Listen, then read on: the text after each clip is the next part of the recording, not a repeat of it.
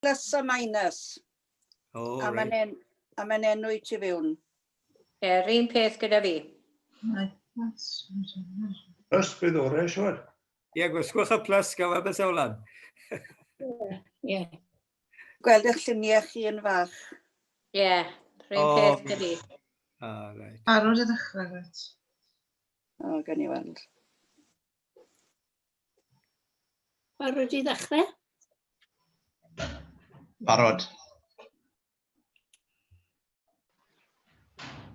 Dechreuwn ni dylan. Re, diolch. Mae bore da i chi gyd.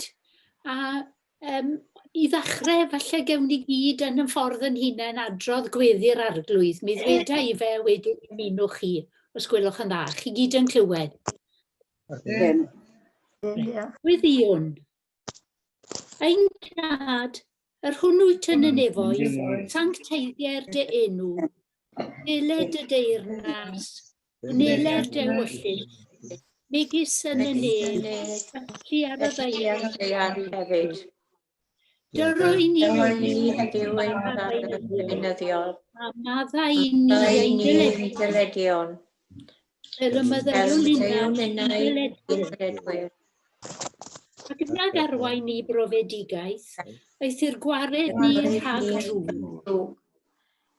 Nes eiddo ti o'r deyrnas, a'r ner, a'r gogoniad, yn oes oes.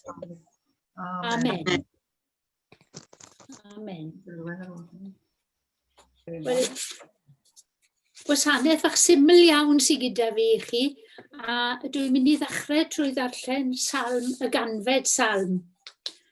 Rhowch o rogaeth i'r arglwydd yr holl ddeiar, a ddolwch yr arglwydd mewn llawenydd, dewch o'i flaen a chan. Gwybyddwch mae'r arglwydd sydd yw, ef yn gwnaeth, a eiddo ef ydym, i bobl a defaid i borfa. Dewch i mewn i'w byrth a diolch ac i'w gynteddau a mawl. Diolchwch iddo, a bendithiwch i enw. Oherwydd da yw'r arglwydd, y mae ei gariad hyd byth, a'i ffyddlondeb hyd genhedlaeth a chenhedlaeth. Ydy pawb yn hapus i fi fy mlaen? Ie. Gyd yn iawn, medre bod ni ffili Dilwen a Morfudd. Wel, bod eglwysi a chapeli yn agored ar gyfer addoli, mae'n anhebyg y bydd unrhyw ganu na llafar ganu yn ddyn am sbel to. A mae canu wedi bod yn rhan bwysig o addoli yng ngryfyddau'r byd o'i dechreuadau. Oedd salmau yn cael yr Hen Testament yn cael ei canu gan Iesu. A chofiwn amdano fe a'r disgyblion yn canu emyn ar ddiwedd y swper olaf. Paul a Silas wedyn yn canu yn y carchar yn Philippi. Ac yn nes at yn cyfnod ni, fe gofynwn ni am elfed yn gweddio gwnaen crefydd fel yn can yn ei emyn ednybyddus. Mae canu'n ganolog i addoliad y Cristion. Mae'n anodd dirnad addoliad Cristnogol heb emynau, mae'r crynwyr yn llwyddo i'w hepgor nhw o'i gwasanaethau nhw, ond i ran fwyaf o enwadau, mae meddwl am fod yn yr eglwys ond hefyd yn gallu canu yn anodd. Darllenau sy'n ddiweddar am ymchwil rhyw athro yn y brifysgol St Andrews yn yr Alban. I gasgliad dros lawer o flynyddoedd, oedd mae canu emynau cynnyll aidfaol yw'r elfen sy'n rhoi y mwyaf o had i bobl mewn gwasanaeth. A bod llawer yn cofio'r emynau pan fod bregaeth a'r gweddiau wedi mynd yn angof. Mae'r gerddoriaeth hefyd wrth gwrs yn ychwanegu at effaith y geiriau. A'n arbennig felly pan fydden nhw'n cael eu canu gan y gynulleidfa. I lawer ohono ni, o emynau i ni'n cael yn diwinyddiaeth, o'r emynau a dysgwyd ac a ganwyd gennym ers yn plentyndod. A thrwy hynny wedi dod yn rhan o'n ymwybyddiaeth trwy hailadrodd yn aml. Weithiau, Wy'n ffindo, falle bod chi hefyd, mae'n haws canu ein teimladau neu llefaru nhw. Ac emyneb bydd testyn y myfyrdod byr bach un sydd gyda fi heddi. Byddai'n sôn am gefndir 3 emyn adnabyddus, o waith 3 emynydd a'r 3 yn emynwyr o Sir Gar. Cynnyrch profiad personol yw emyn, a dyna gawn ni yn yr emynau byddai'n sôn amdanyn nhw heddi. A bydd Morfudd yn darllen rhain gyntaf. Yr emyn cyntaf yw'r rhif 736 yng Nghaneuon Ffydd. Yn y dyfroedd mawr a'r tonnau, nid oes neb a ddeil fy mhen, ond fy annwyl briod Iesu, a fi farw ar y pren. Cyfaill yw yn afon angau, a ddeil fy mhen i i'w chydon. Golwg arno naim ganu, yn yr afon ddofn hon.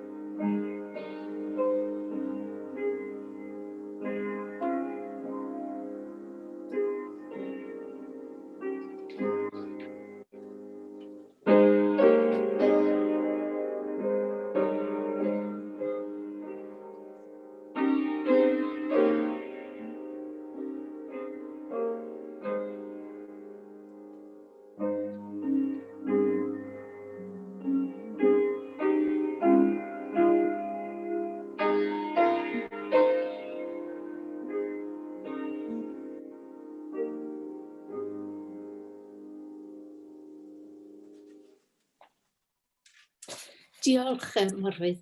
Yn Ebrill 1877, a llwythodd ddŵr i bwll glo Tŷ Newydd yn y Rhondda, a boddwyd llawer o goliars. 10 diwrnod wedi'r drychineb, cafwyd hyd i 5 o lowyr yn fyw mewn poced o awyr, heb fwyd, heb ole a heb obeth bron. Yr unig beth a'i cadwodd nhw yn iawn bwyll oedd gweddio a chanu drosodd a throsodd yr hen bennill a oedd mor addas i'w sefyllfa yn y dyfroedd mawr a'r tonnau. Teiliwr wrth i alwedigaeth, nid glôr o ddawdur yr emyn, Dafydd William, ond oedd e'n athro hefyd yn ysgolion cylchynol Madam Bevan, a buodd e'n pregethu ar hyd De Cymru ac yn sefydlu llawer o eglwysi. Oedd e'n byw ger eglwys Llandeilo Tal-y-Blont ger Pontarddulais. Slawer dydd, chi'n cofio, oedd hi'n bosib gweld yr eglwys wrth deithio ar hyd yr M4. Ond nawr mae wedi ail-godi yn amgueddfa Sain Pagan. Wel, yn ôl y traddodiad, un noson, cafodd Dafydd William ei gloi allan o'i dŷ gan i'w rai gas, ac fe ath ei gysgodi yn yr eglwys. Ond oedd llif mawr yn afon Llwchwr, a'r morfa o gas Lwchwr i Pontarddulais yn un llyn mawr, a'r eglwys fel ynys yng nghanol y dŵr. Yno, yn ôl y traddodiad lleol, y cyfansoddodd Dafydd William i bennill enwoca, a mae'n cael ei alw weithiau yn emyn y glowyr. Fel y clywson ni, mynegu profiad personol o Dafydd William yn ei emyn e. A dyna gawn ni hefyd yn yr ail emyn, emyn rhif 114 yng Nghaneuon Ffydd. Rhagluniaeth fawr nef, mor rhyfedd yw esboniad heleth hon o arfaith diw. Mae'n gwylio llwch y llawr, mae'n trefnu lluoedd nef, cyflawna'r cwbl oll o'i gyngor ef.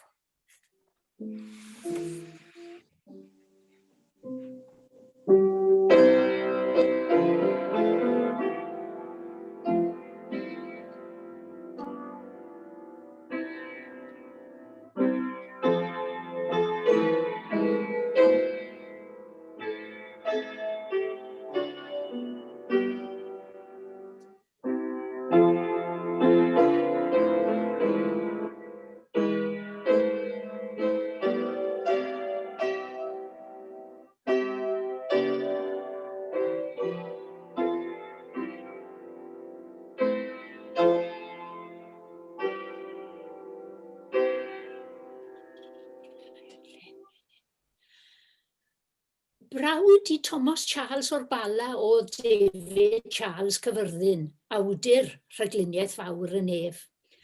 Ac oedd e'n berchenog ar ffatri rhaffau ar y cei yng Nghaerfyrddin. Rhyw nos Sadwrn yn 1812, llosgwyd y ffatri Nilw.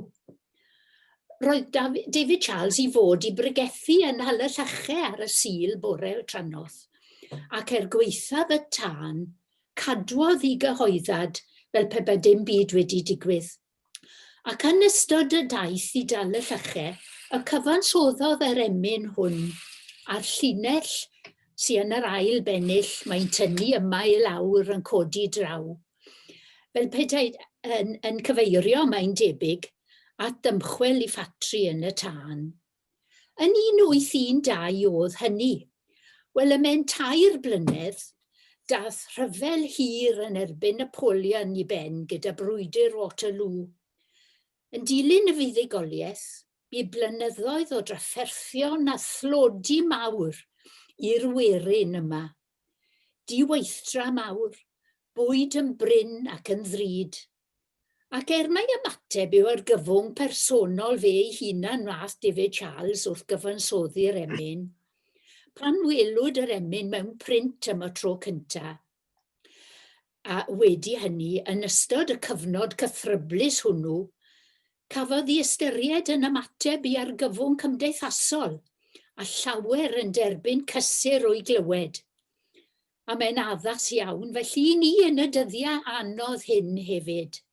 Ond codwn yn colonnau, wrth gofio geiriau David Charles, ac edrych ymlaen i'r dyfodol, a gobeithio gyda'r geiriau sy'n yn y pennill ola, i thwyllwch didew, bydd yn ole gwir, a dryswch mwyaf, bydd yn drefen glir. Fe welwn ni ryw ddwrnod drefen glir. Emyn Thomas Lewis Talyllychau yw ein trydydd emyn, rhif 519 yng Nghaneuon Ffydd.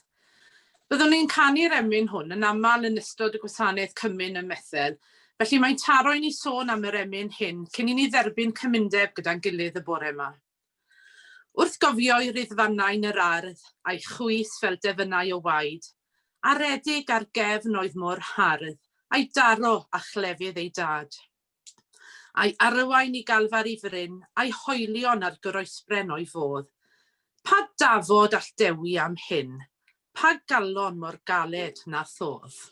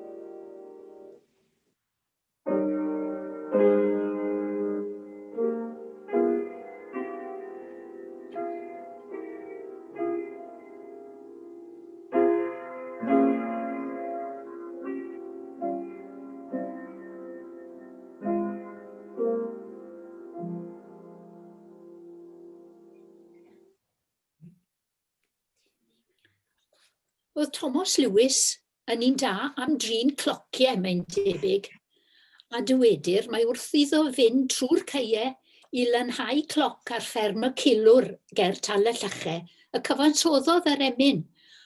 Oedd e wedi clywed tôn ydde'n hoffi a oedd e eisiau rhoi geiriau fel bod e'n cael ei defnyddio eto.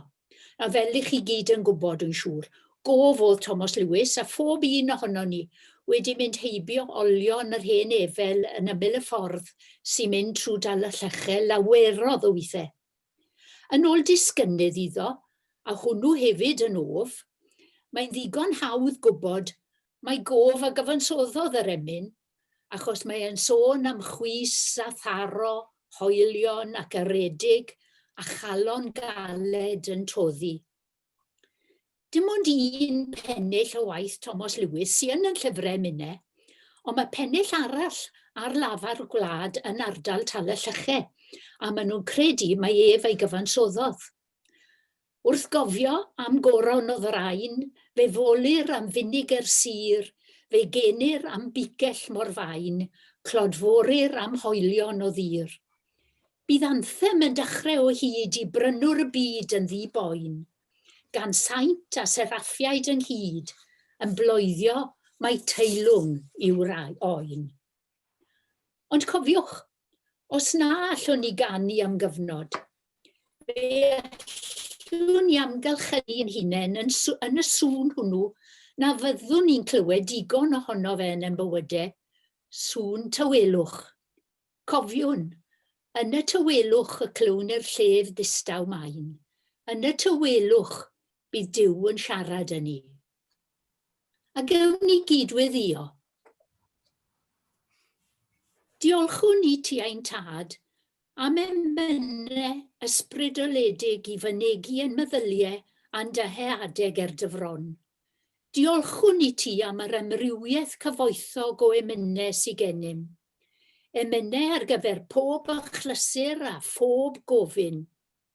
Madda i ni am i canu yn ymyl heb roi ystyriaeth i'r geiriau, na chwaith i neges yr emynwyr.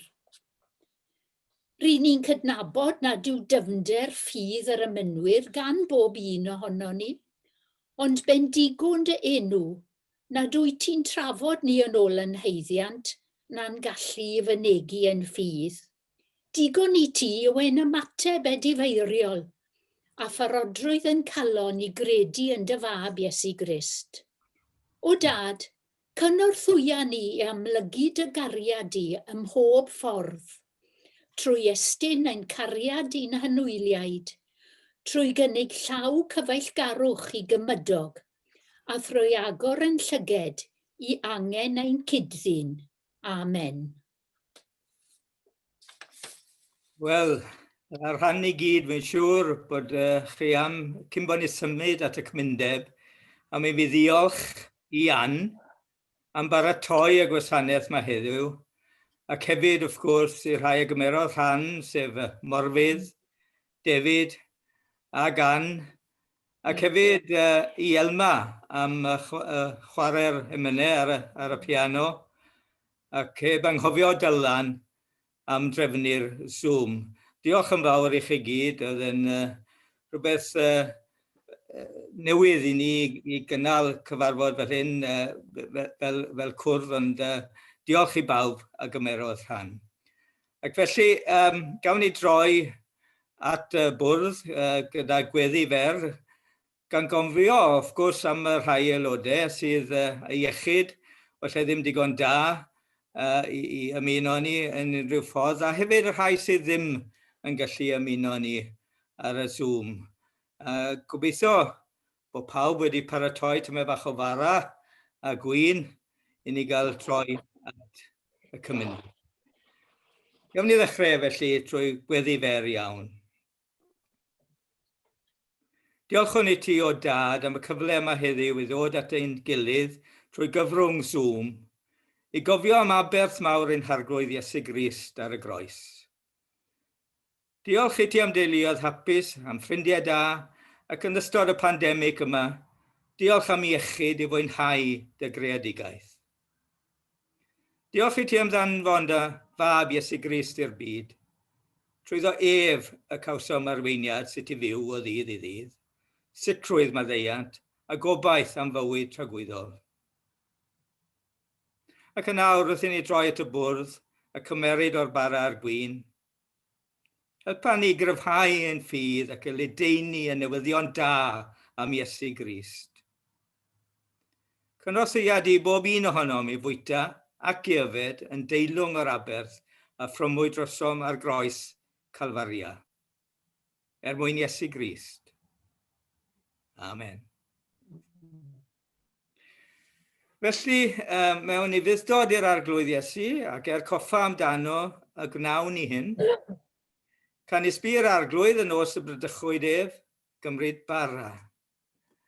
Ac wedi iddo ddiolch, fe ei torodd ac ei rhoddest iddynt gan ddywedyd. Cymerwch, bwytewch. Hwn yw fy nghorff a dorri'r trosoch. Gwnewch hyn coffa amdanaf. Y bara hwn yw corff Crist a dorrwyd trosoch. Cymerwch a bwytewch coffa amdano.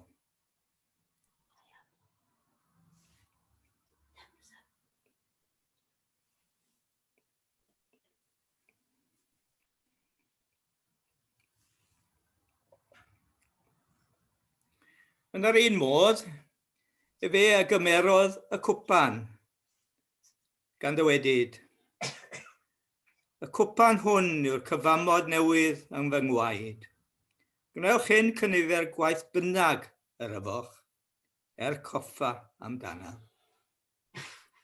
Y cwpan hwn yw'r cyfamod newydd yng ngwaed Crist. Yfwch pawb o hwn.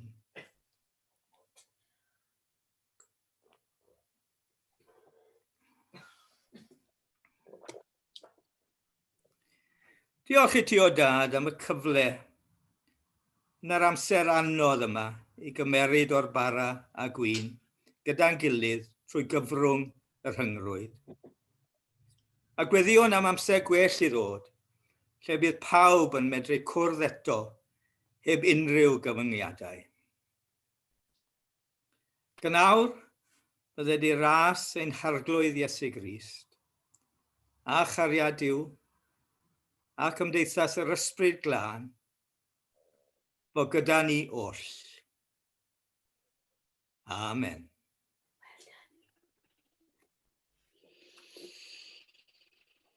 Wel da iawn, bydd yn gwybod oes coeddiadau neu rhywbeth. Mae'n siŵr bod chi gyd wedi derbyn llythyr y gweinidog trwy gyfrwng yr ysgrifenyddion ni. Pawb wedi cael copi? Snagos mae llythyr o mlaen i os rhywun am ei fydd arllenau. Pawb wedi gweld copi, oes e? Ia, yn iawn. Fi'n siŵr gawn ni gyswllt o'r ofalaeth yn weddol sydyn i weld beth sy'n digwydd o hyn ymlaen. Chi'n gallu darllen y llythyr, Cyril? Ie? Chi'n gallu darllen y llythyr? Alla, yn iawn ti, mae'n iawn. Mae'n dda i ddarllen fel bod pawb yn gwybod yn union beth mae'n gweud. Mae rhagarweiniau lle mae'n gweud mae'n ysgrifennu at Anne ac Elin fel ysgrifenyddion, ond mae hwn wedyn at eglwys Bethel Parc-y-rhos. Annwyl frodyr a chweorydd. Nid oeddwn yn meddwl y buaswn yn ysgrifennu y llythyr hwn atoch eleni. Yr oeddwn yn meddwl mae yn y flwyddyn newydd byddai hynny'n digwydd. Ond y mae pethau wedi newid gennyf. Oherwydd cyflwr fy iechyd, mae'n rhaid i mi fod yn ofalus o hyn ymlaen. Ac felly mae gwaith y weinidogaeth yn ormod i mi, ac felly nid oes gennyf un dewis ond ymddiswyddo. Rwyf yn ddiolchgar i chwi fel eglwys am eich caredigrwydd tuag ato mewn dau yn y gorlan. Mae 19 mlynedd yn gyfnod sylweddol allan y fywyd unrhyw un, ac yn y blynyddoedd hynny, welef e ddaeth y gwynebau diarth yn 2002 yn gyfeillion erbyn heddiw. Rwyf am ddymuno'n dda i chwi fel eglwys i'r dyfodol, gan obeithio bydd yr holl alluog yn eich harwain ac yn eich bendithio yn fawr iawn. Yr eiddoch yn gywir, D. Hugh Roberts. Wel, dyna ni. Felly, fel fi'n deall, bydd e'n gorffen diwedd mis Chwefror. Dyna'n deall, fel fi'n deall. Iawn, diolch Cyril, a diolch am gweinyddu'r cymun i ni bore yma hefyd. Mae da ni ryw 10 munud ar ôl cyn bod cyfarfod yn dod i ben ar Zoom. Mae croeso i chi ddadfudo eich hunan os ych chi am sgwrs yn y cyfnod ola hyn.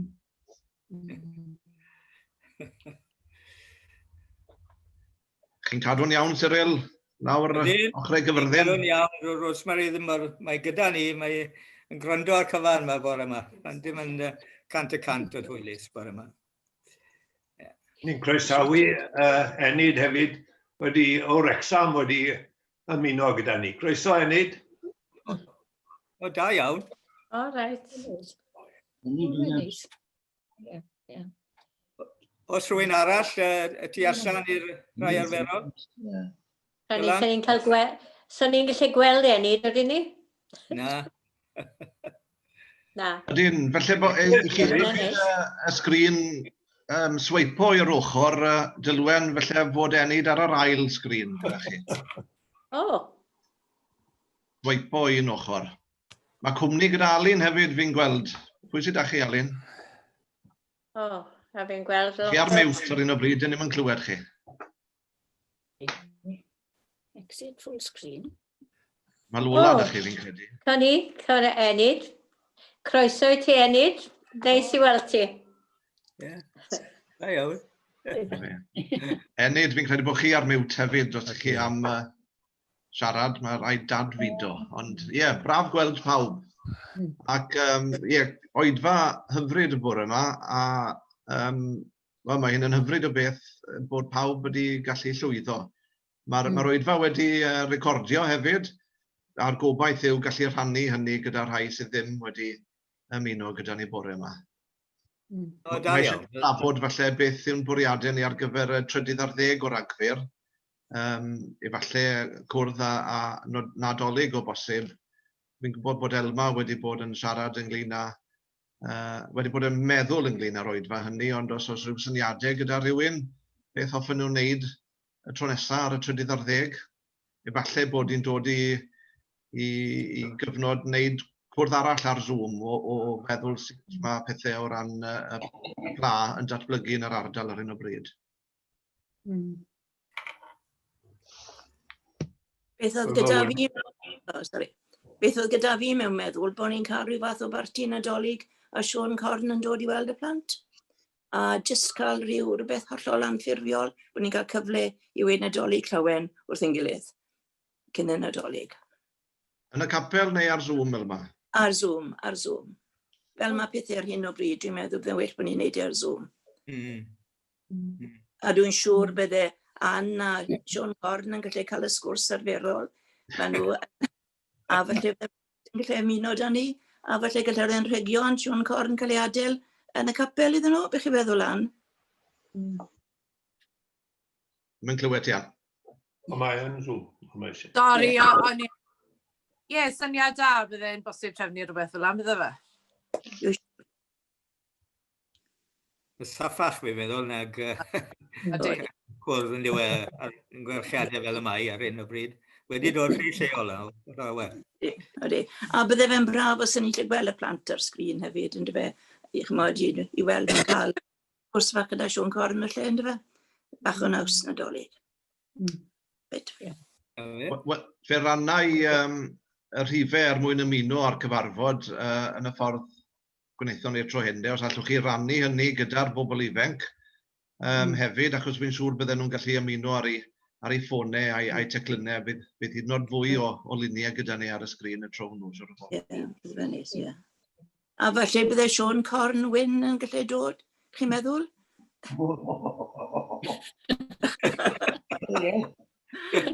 Ie, fe digon bydlon, yna.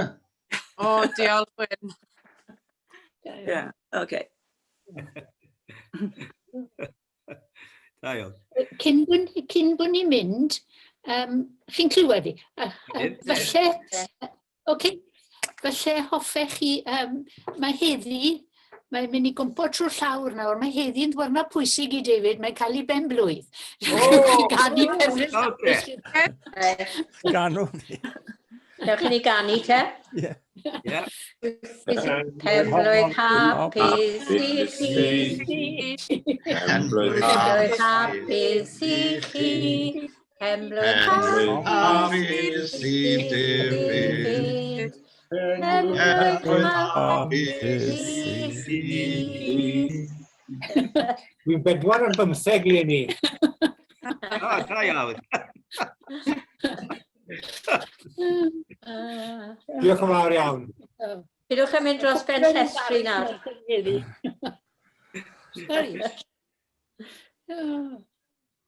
Sori. Right.